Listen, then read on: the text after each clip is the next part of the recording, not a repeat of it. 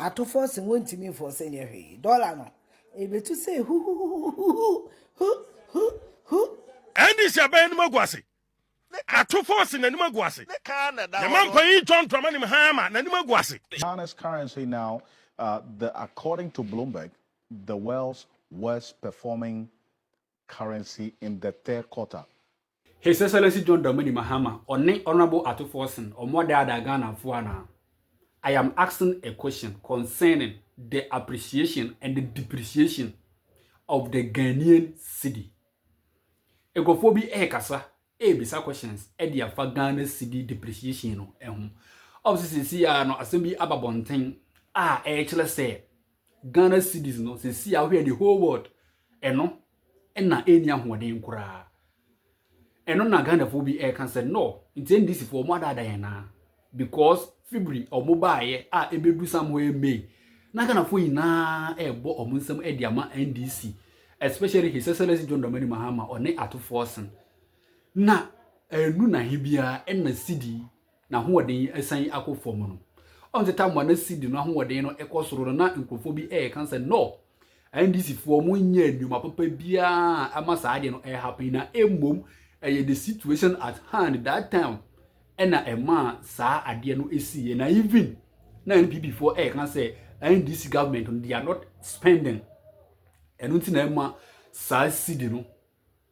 ekọ esoro no enu nti afiahye ababedi nkomo bi ena bono hene ono nso woye radio presenter ono nso aka nsem bi de afa sa asem no eho na TV3 omo nso aye in-depth analysis nientie masidi no na hoden akọ efom sisia no nyabotre na hwe sa video wi na ansa na wo hwe video no nkosi wiye no obehu ne ekọ ni asipot ntie masidi no na hoden akọ fom na NDC fo omode age omodin some months ago, about 3 or 4 months.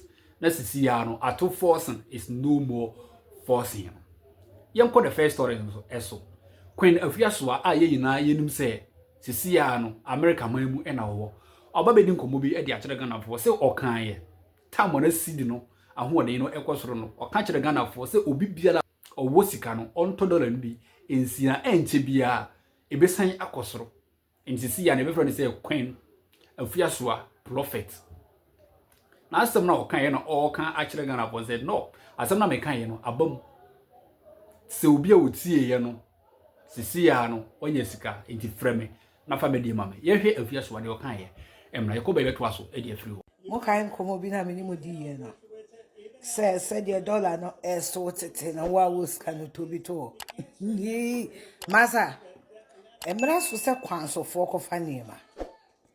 Ato force won't me for senior dollar no. Ebe to say who. Eji boom na pounds ni di echire eji boom na pounds ni di echire ese mo amoto bi to no mo ne me be kasa le mo se dollar ni esen sisi ya Afiaswa akasa ono ne da bia o timi kire na adwen forward back front and whatever aba be kire na adwen ti di ono so oka eno na bro hene ono so wa fire NDC for pa o si da bi mu ti be ye krokro da dwon some months etwa koro mo se ye monyom emamo na mo de baomia etwa mpoase baomia ba ye no ama metimi anye hwe amfa sidi no mo de maye bi papa ama sidi no atimi anya hoɔden ba sisi ya no sidi no atichi ate praga ena sisi obi ntimi enche no bron hene so akasa yenko ne hwe bron hene video no nsɛm a ɔkan ye de fa sidi depreciation no ɛho yekoba ye beto aso de afiri ho beda wase And this your band Magwasi. Ato Forsen and Magwasi. The man paying John from Mahama, and Magwasi. Amuba mono betra kunyaso. January 7, 2025. Yadia financial Munsamwa who said, Sydney Yahoden, Sydney Yahoden, Sydney Yahoden. Yes, say Ato is forcing. Maybe Jina Hakatrum say, hey, Amubwa. Amia Turkish Abai. Uni obi a Turkish. Ya dia hwe nanim na tie ne kasa etumpan wo kan na kire bisanse den na wo kan ye wo bonso hu de wo kan ye na wo sensem sa sidi no na enya ahoden no I'm telling you today your forest reserve MPP aban gya no ho sa wo man ko ahuhihiam sika bia ni o man no mu a ye de ensa bebom ni abehwe wo man no mu yi $4 billion e de pushi cedi no se na be cedi no benya hoden against the dollar etumpan and a Bloomberg for report abani say ye cedi no a ye se ayeye NDC aban aba eno ama ye no ye say the worst performing currency the whole world sika mu ha sika sabi mu nya duru sika odi ya hwe nya yie ye say ye cedi no menya me na make Bloomberg report ababonten no 107.3 asase pono no na trase bisa ho say first 5 months of NDC under John Dramani Mahama and then the finance minister ato forcing ayeda na cedi ni timi nya hode na within 2 weeks bram Way boy. cedi na bofom Wash. first quarter etumpan second quarter hwenia kasa na cedi no ahoden etuni NDC ni kasa woni di na kom de ne kura no awonwene asema wo kan say na say ye ba ye cedi na ye yie ye ba quarter 3 of 2025 cedi no eda form say bram Ghana ebe ye yie ni ka me se obi biela wo ye NPP no ka no nko anka sesi ya no NDC afeli na che se omozo anya campaign message o hwe man ya wo kasa sesi ye na nani agi yie pa se cedi no na hoden ekofom na dollar no na hoden ekoso wati asiye utie no na sa wo hwe ne din asa na wo pe akere ono so na adwenkyere no obi entimi enya na hwe kan bi mami nka bi akere na adwen nso comment section ho eye wodi nso ko na ko kire wadwen eno na TV3 nso omoye in-depth analysis about the reason why tie masidi no sesi ya no Bloomberg omo ka sesi ya say Ghana cedi no the worst performing currency e Ghana memu ha no omoye in-depth analysis about the nientie e ma no abasa ye hwe video no emra ye koba ye beto aso e de afi ho me da wase nyankopon isiro The cedi. Now, the cedi crushes Ghana's currency now. According to Bloomberg, the world's worst performing currency in the third quarter. That's the context in the third quarter amidst this soaring dollar demand, as we have seen over the period.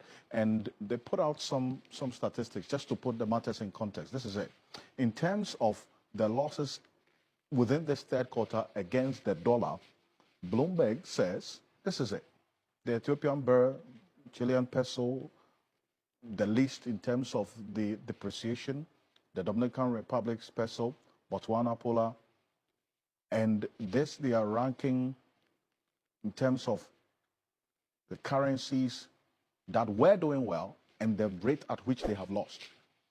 Ghana cedi, as we're seeing in this third quarter, 13.4% depreciation against, and this was against the dollar. Now, quite apart from that, if you look at the general rate of depreciation year to date against the dollar, 51.6%. That's what has led to the classification of the cedi being the worst performing currency and the picture against the performance against the dollar. Now, we saw the appreciation, the sharp, consistent, remarkable appreciation of the cedi against the dollar right from February up until just some couple of weeks ago that we saw the depreciation of the cedi. And questions were asked as to how that can and should be sustained, especially because the structure of the economy hasn't changed. The fundamentals really hasn't changed. Policies have been implemented. Gold board has been one that has been singled out for the contribution as well. And the Bank of Ghana's own policy. Well, Dr. Deo Sakode is joining us on Zoom right now. Doc is a lecturer at the University of Ghana Economics Department. Thank you for joining us here on Ghana Tonight. I want to find out from you, first of all, beyond what Bloomberg is ranking right now, you've been seeing the volatility that the cedi has been experiencing over the last at least 2-3 weeks gone by. What's going on?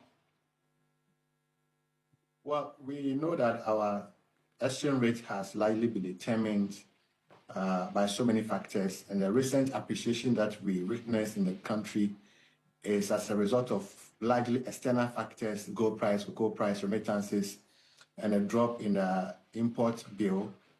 But the reverse is happening. The reverse is happening in terms of remittances, and the BOG has admitted the remittance inflow is a bit slower than anticipated, There's also a surge in importation because of the sharp appreciation of the cedi. Importers wanted to take advantage of it to import more. So the governor also admitted that this is temporary.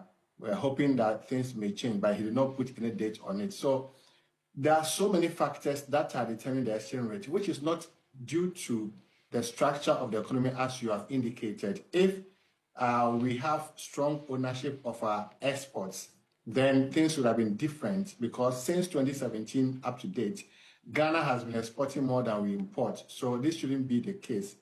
Now, somebody will ask, where is the money? It's because we are not the owners of the exports.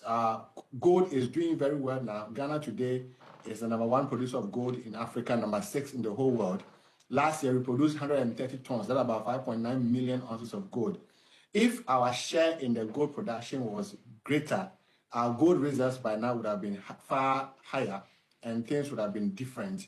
So I think going forward, we should try and find lasting solutions. I've seen that the BOG has put forward certain solutions, and the governor has admitted that they have enough reserves to intervene in the market. Remember that Ghana is practicing dirty floating exchange rate regime.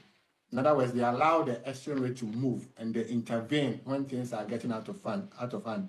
So I'm sure with the reserves that we have in terms of dollars and gold, when things are getting out of hand, they'll be able to intervene to restore some stability. The retention law, MNCs, multinational companies, to retain certain amount of their profit in the country. The de-dollarization, as has been embarked by the BOG, is also important. So we have always been preaching stability instead of this volatility. The sharp appreciation, sharp depreciation does not augur well for businesses because they are unable to plan.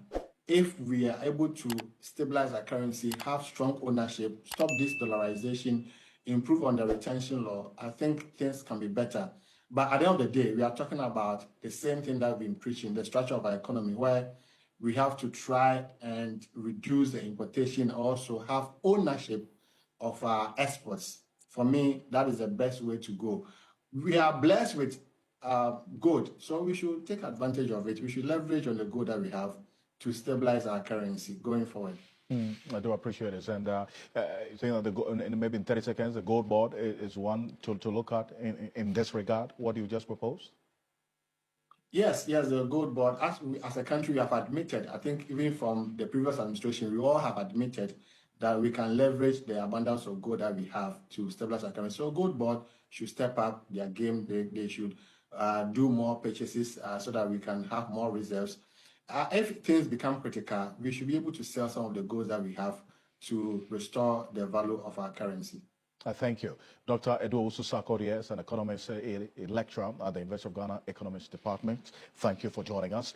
Yakohwe video naba na me de make nyina ene se ye mompaye because Ghana se ye yi a ye ma ye nyina ese nso a ye nyina ene se ya de nsinya cedi na ho de e course na dollar no e ba afom no ye nyina ye bedi adanse se nnwuma binom enye ne nyina de ba nnwuma binom ebo etimi e ba afom kakra se cedi no enya hoden a ye nyina ye betumi atena omanyimu ama ye ho atoye ba se cedi no ahoden eba fomu a nnwuma bo nso ebe yeti e ma ye mompaye de biara da se NDC emfeli na NPP enya kwan mra but we hear Ghana politics asa na ye koso tambo na NPP ewo ho no na NDC omompaye bo ne se NPP be feli no monya kwan aba ndisa NDC so aba sa na NPP fo nso ebe ye ba sa adwen no emwa emoman Ghana intimi mfa netu mapa infra intimi nua yemfa dwupa entai NDC party no enchi na ye mompaye se cedi no ahoden no ebesan akosoro na boa ambibiara aye kama ewo Ghana memo